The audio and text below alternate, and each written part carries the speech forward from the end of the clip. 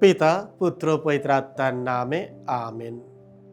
অন্তিম ভোজের আলোচনায় যিশুর সম্পর্কের বিশ্বস্ততা ও বিশ্বাসঘাতকতার প্রসঙ্গ তিনি তুলে ধরেন। তিনি আগে থেকেই জানতেন তার নিজেরই একজন শিষ্য তাকে বিশ্বাসঘাতকতা করবেন।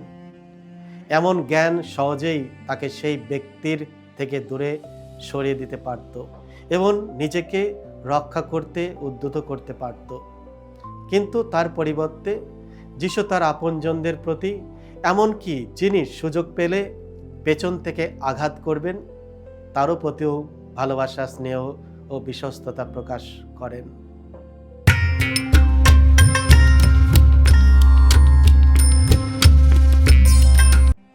খ্রিস্টে আমার পরম প্রিয়জনেরা, আজ এপ্রিল মাসের 30 তারিখ, পুনরুত্থানের চতুর্থ সপ্তাহ, বৃহস্পতিবার।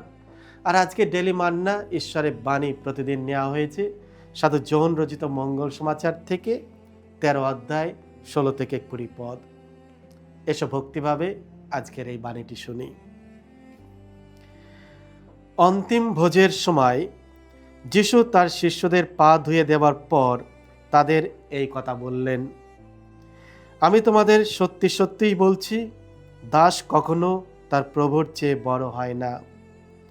তেমনি যে লোক কোথাও প্রেরিত, সেও কখনো তার চেয়ে বড় হয় না যিনি তাকে প্রেরণ করেছেন। এই কথা জেনে তোমরা যদি সেই মতোই কাজ করে চলো, তবে ধন্য হবে তোমরা। আমি অবশ্য তোমাদের সকলেই সম্বন্ধে কথা বলছি না, কারণ কাদের আমি বেছে নিয়েছি সে কথা আমি তো ভালোভাবেই জানি। তবে শাস্ত্রের এই উক্তিটি সত্য না হলেও নয়, যে আমার খাবার আমারই সঙ্গে খায়, সেই কিনা আমাকে ফেলে দেবে বলে আমার পথে পা বাড়িয়ে রেখেছে। আমি এখনই তা ঘটবার আগেই কথাটা তোমাদের জানিয়ে রাখছি, যাতে তা যখন ঘটবে তখন তোমরা যেন বিশ্বাস করতে পারো যে আমি সেই তিনি। আমি তোমাদের সত্য সত্যই বলছি, আমি যাকে দূত হিসাবে প্রেরণ করি, যে তাকে গ্রহণ করে সে আমাকেই গ্রহণ করে, আর যে আমাকে গ্রহণ করে সে তাকেই গ্রহণ করে যিনি আমাকে এখানে পাঠিয়েছেন। এই হলো প্রভু যিশুর মঙ্গল সমাচার। প্রভু যিশু তোমার মহিমা প্রচারিত হোক। খ্রিস্ট আমার পরম প্রিয়জনেরা, আজকের পবিত্র মঙ্গল সমাচারে শিষ্যদের পা ধোয়ানোর পর যিশু বললেন, দাস কখনো তার প্রভুর চেয়ে বড় হয় না। তেমনি যে লোক কোথাও প্রেরিত, সেও কখনো তার চেয়ে বড় হয় না যিনি তাকে প্রেরণ করেছেন।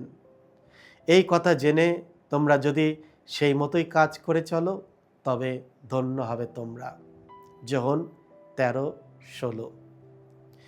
এই কথাগুলো যিশু বলেছিলেন 12 জন শিষ্যদের পা ধুয়ে দেওয়ার ঘটনার পর, যখন যিশু প্রভু ও গুরু হয়েও নিজেকে সেবকের আসনে নামিয়ে আনলেন।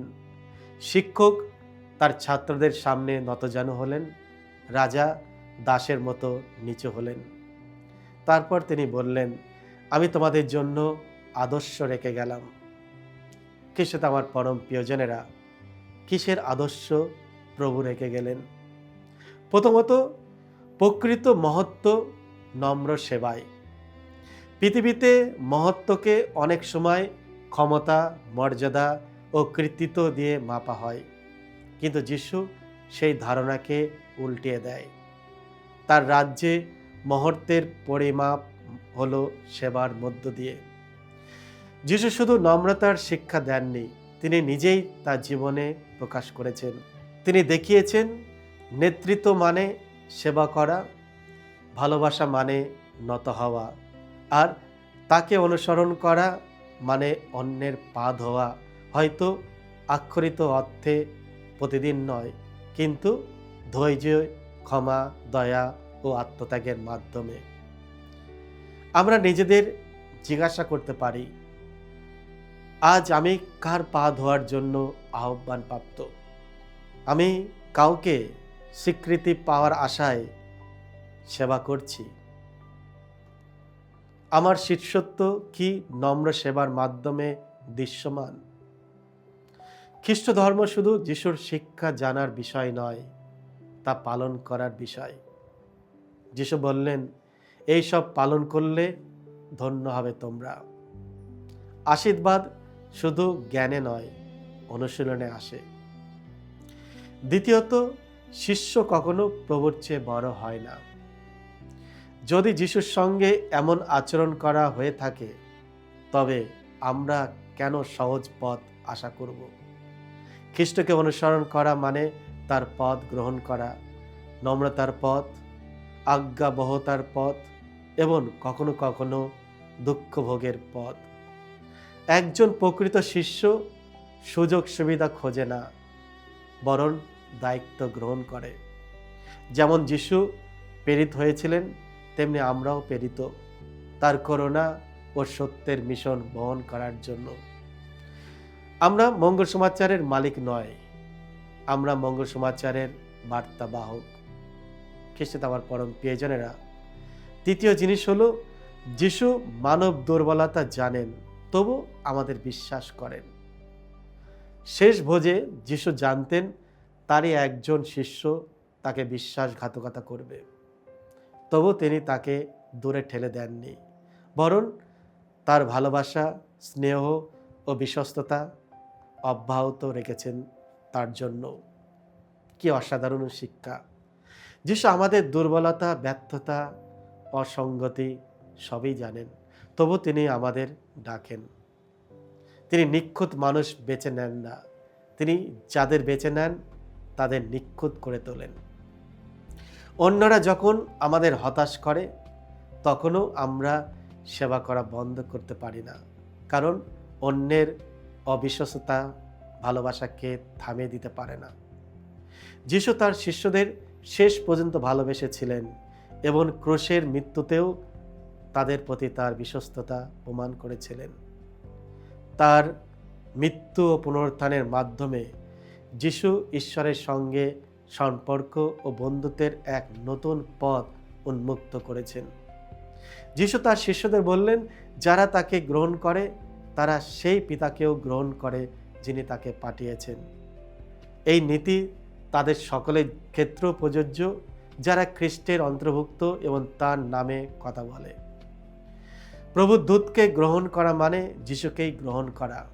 একজন খ্রিস্টানের মহান সম্মান এবং মহান দায়িত্ব হলো পৃথিবীতে যিশু খ্রিস্টের প্রতিনিধি হয়ে দাঁড়ানো। আপনি কি প্রস্তুত যিশুর জন্য দাঁড়াতে? অপমানের ক্রুশে প্রত্যাখ্যানের মধ্যে, বিরোধিতার মাঝে এবং দুঃখ ভোগের সময়ও? প্রভু যিশু আমাদের প্রত্যেকের জন্য তিনি নিজের প্রাণ বিসর্জন দিয়েছেন। তিনি আমাদের কথা কোনোদিন ভুলেনি। যদিও আমরা জুদাসের মতো মাঝে মাঝে তাকে অবিশ্বাসিত করেছি, বিশ্বাসঘাতকতা করেছি, তার কাছ থেকে দূরে সরে গেছি, প্রভু যিশু কোনোদিন আমাদের কাছ থেকে দূরে সরে যান না। তিনি সর্বদাই আমাদের পাশে আছেন আর পাশে থাকবেন। এসো আমরা বিশ্বস্ত শিষ্যর মতো তার কাছে থাকি, বিশ্বাস রাখি যে তিনি সর্বদাই আমাদের পাশে থাকবেন। সকলকে জয় যিশু। ঈশ্বর আপনাদের সকলকে আশীর্বাদ করুন।